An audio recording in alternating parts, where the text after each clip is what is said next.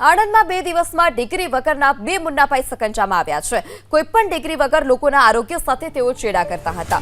Bogus તબીબ અરવિંદ પરમારની પોલીસે ધરપકડ કરી।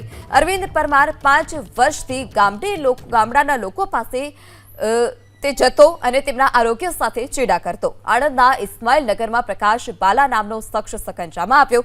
છેલ્લા 3 વર્ષથી ડિગ્રી વગર લોકોના આરોગ્ય સાથે ચેડા કરતો। ત્યારે બોગસ તબીબ અરવિંદ પરમાર કે જે પોલીસ સકંજામાં આવ્યો છે। અરવિંદ પરમાર 5 વર્ષથી ગામે જતો અને લોકોના આરોગ્ય સાથે તે ચેડા કરતો હતો। આણંદના ઇસ્માઇલનગરમાં પ્રકાશ બાલા નામનો શખ્સ પણ સકંજામાં આવ્યો છે। લોકોના આરોગ્ય સાથે ચેડા કરતા બોગસ મુન્નાભાઈ કે જે હવે સકંજામાં આવ્યા છે। છેલ્લા 3 વર્ષથી તે લોકોના આરોગ્ય સાથે ચેડા કરતો હતો। આરોગ્ય સાથે તેઓ ચેડા કરતા હતા। બોગસ તબીબ અરવિંદ પરમારની પોલીસે ધરપકડ કરી। અરવિંદ પરમાર 5 વર્ષથી ગામડાના લોકો પાસે તે જતો અને તેમના આરોગ્ય સાથે ચેડા કરતો। આણંદના ઇસ્માઇલનગરમાં પ્રકાશ બાલા નામનો શખ્સ સકંજામાં આવ્યો।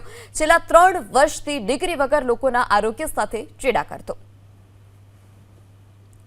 ત્યારે બોગસ તબીબ અરવિંદ પરમાર કે જે પોલીસ સકંજામાં આવ્યો છે। અરવિંદ પરમાર 5 વર્ષથી ગામે જતો અને લોકોના આરોગ્ય સાથે તે ચેડા કરતો હતો। આણંદના ઇસ્માઇલનગરમાં પ્રકાશ બાલા નામનો શખ્સ પણ સકંજામાં આવ્યો છે। લોકોના આરોગ્ય સાથે ચેડા કરતા બોગસ મુન્નાભાઈ કે જે હવે સકંજામાં આવ્યા છે। છેલ્લા 3 વર્ષથી તે લોકોના આરોગ્ય સાથે ચેડા કરતો હતો।